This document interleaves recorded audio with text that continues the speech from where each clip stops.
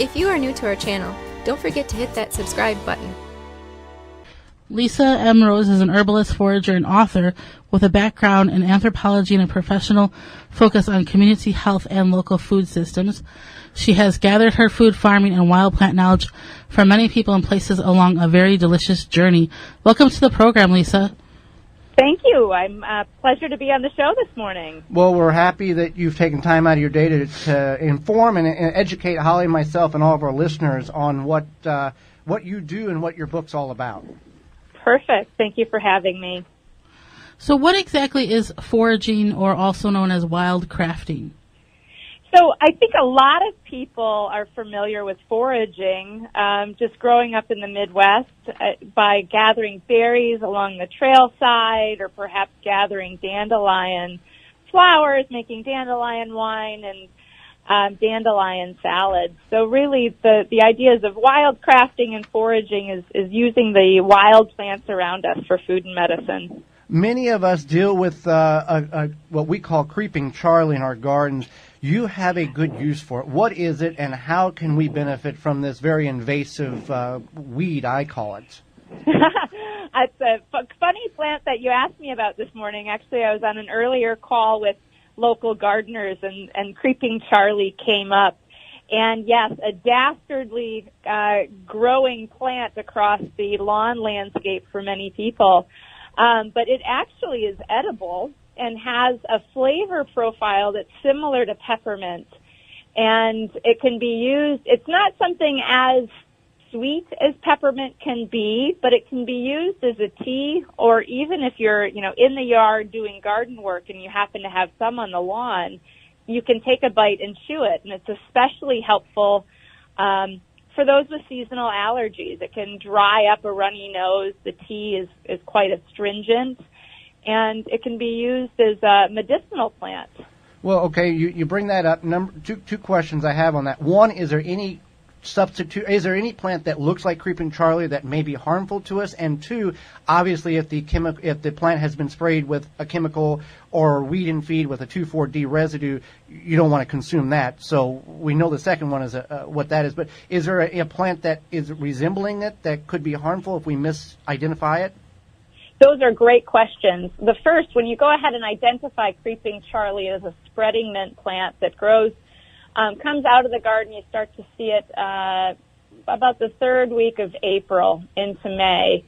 And it has a notable aroma of mint when you crush it between your fingers.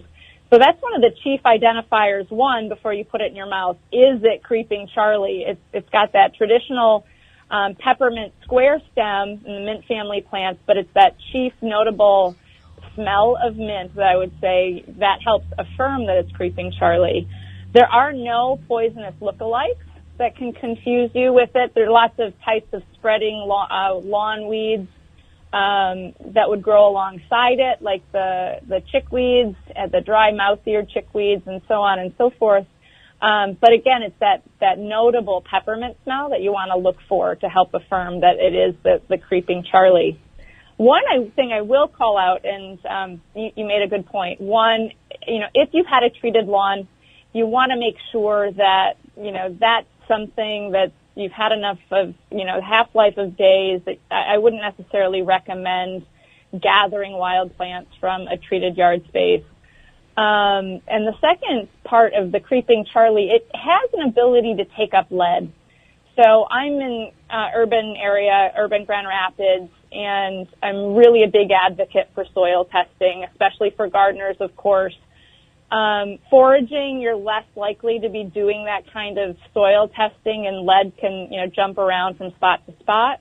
So if you believe that you're in an area or by your home or in a place where you've had known issues with lead in the soil, that's a plant I just avoid entirely, along with the docks and a couple of other plants that have a propensity to take up heavy metals. And see, when we do this program, we learn a lot. There's a lot of plants out there nature has created to fix soil problems, whether man-made or, naturally occurring. So that's very interesting to learn about that it can help fix soil that contains some of that issues. Yeah.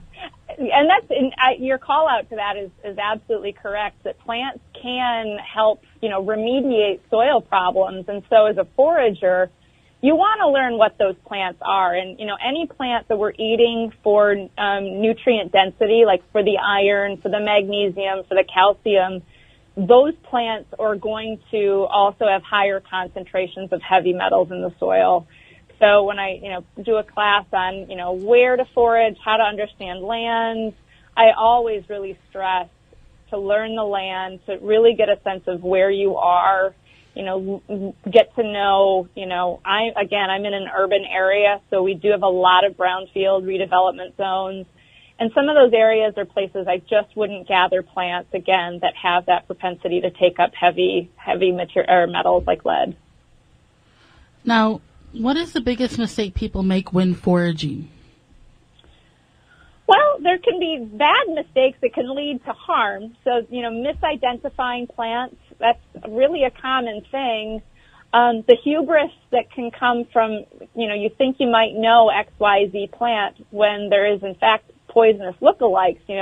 I think of wild carrot and poison hemlock as being two plants that can look similar to someone that's not familiar with the plants, that can result in really with terrible consequences. Poison hemlock, of course, is a neurotoxin and can lead to death in some cases.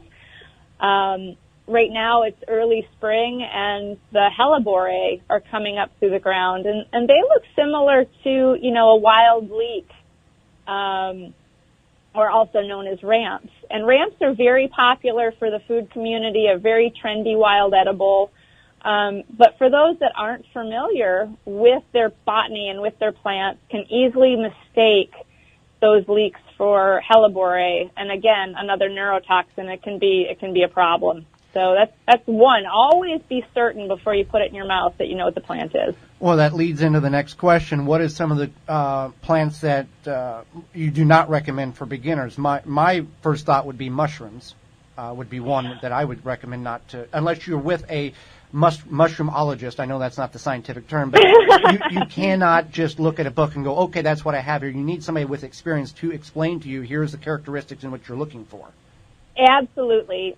Mushrooms, fungi, they're really complex. It's one of the Earth's amazing gifts are the complexities of the fungus that's on the Earth. And, I know my morels, so that's one I'm pretty confident in. And I know my maitake, my chicken of the woods and hen of the woods.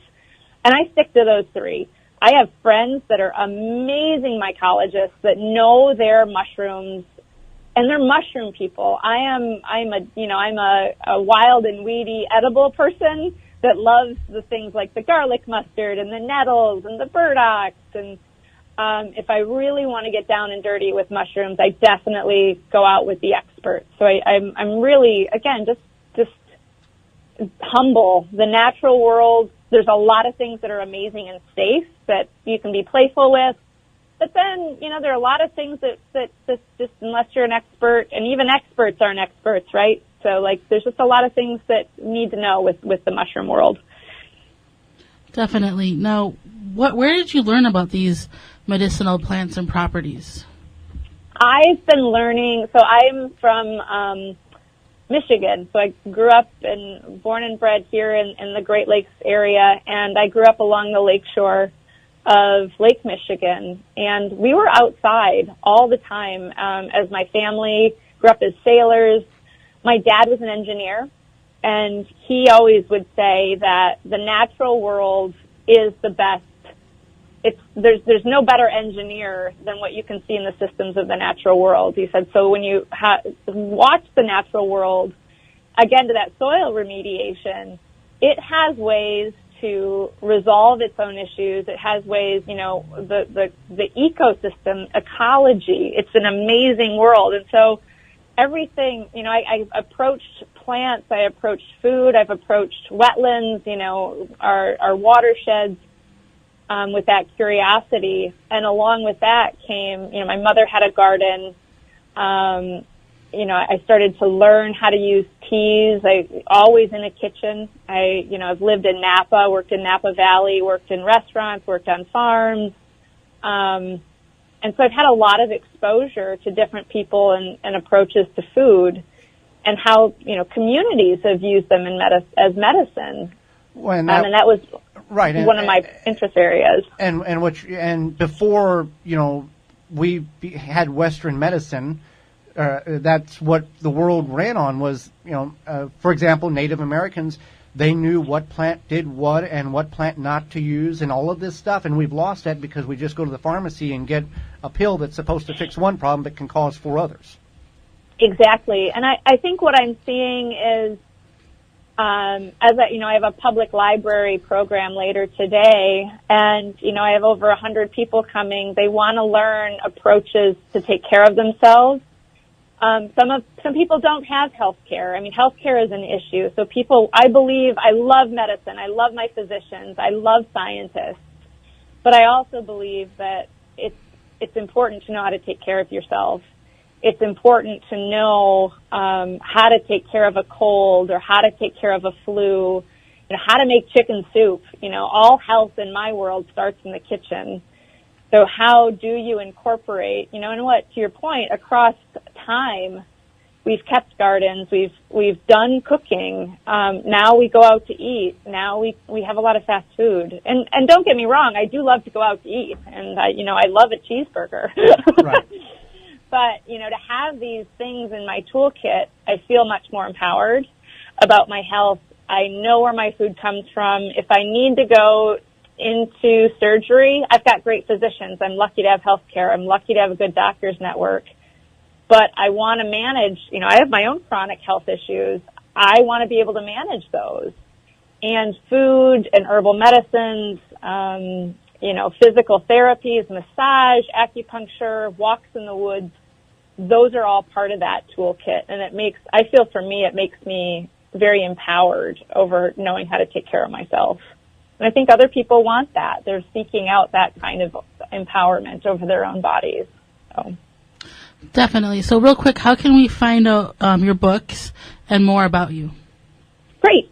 My book is, both books, Midwest Foraging and Midwest Medicinal Plants, are available on all large-scale e-retailers, but also available where your own books are sold. I love the local bookseller. So Midwest Foraging and Midwest Medicinal Plants can be ordered at your own local bookshop. Definitely encourage that. Or checking out my website, and it's got lots of little stories on foraging and wild plant adventures at burdockandrose.com. Well, Lisa, we greatly appreciate your time and the knowledge in which you've shared with us and our listeners, and thank you for doing that. Oh, it's a pleasure, and feel free to give me a call anytime you want to chat more about dastardly weeds or delightful cranberries or any of the wild plants that are around us. Thank you for checking out the Wisconsin Vegetable Gardener Radio Show. For more, go to the WisconsinVegetableGardener.com for full-length in-studio video and podcast replay of Season 1. Season 2 underway and added weekly. Tweet us at TWVG Show or hashtag TWVG to be part of the program.